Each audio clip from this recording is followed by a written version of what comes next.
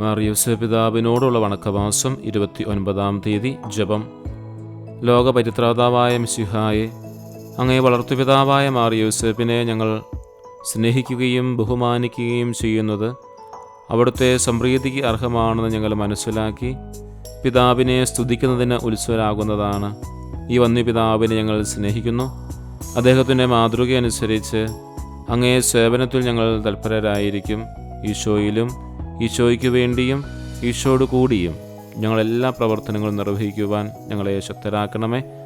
ഉത്തരവാദിത്തപൂർണമായ ക്രിസ്തീയ ജീവിതം നയിച്ച് ദൈവമക്കളുടെ ഗണത്തിൽ ഉൾപ്പെടുത്തുവാൻ വേണ്ട അനുഗ്രഹം ഞങ്ങളുടെ പിതാവേ അങ്ങ് ഞങ്ങൾക്ക് പ്രാപിച്ചു തരണമെന്ന് ഞങ്ങൾ അങ്ങയോട് അപേക്ഷിക്കുന്നു.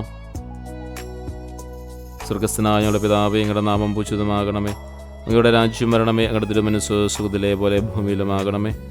അന്ന് നേടുന്ന ആഹാരം എന്ന് ഞങ്ങൾക്ക് തരണമേ. ഞങ്ങളുടെ കടക്കാരോട് ഞങ്ങൾ ക്ഷമിച്ചതുപോലെ ഞങ്ങളുടെ കടങ്ങളും പാപങ്ങളും ഞങ്ങളോടും ക്ഷമിക്കണമേ. ഞങ്ങൾ പ്രലോഭനത്തിൽ വീഴാനിടയാകരുതേ. ദുഷ്ടാരൂപയെ ഞങ്ങളെ രക്ഷിക്കണമേ.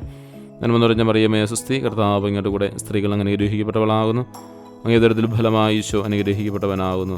പരിശുദ്ധ മറിയമേ, തമ്പുരാൻ്റെ അമ്മേ, പാപികളായ ഞങ്ങൾക്ക് വേണ്ടി ഇപ്പോൾ ഞങ്ങളുടെ മരണസമയത്തും തമ്പുരാനോട് അപേക്ഷിക്കണമേ. പിതാവിനും പുത്രനും പരിശുദ്ധാത്മാവിനും സ്തുതി, അതിലെ പോലെ ഇപ്പോഴും എപ്പോഴും എന്നേക്കും. ആമേൻ. സുഹൃതജപം. ഈശോയ്ക്ക് വേണ്ടി ജീവിച്ച മാർ യോസേപ്പേ, ഞങ്ങളെയും ഈശോയ്ക്ക് വേണ്ടി ജീവിക്കുവാൻ പഠിപ്പിക്കണമേ.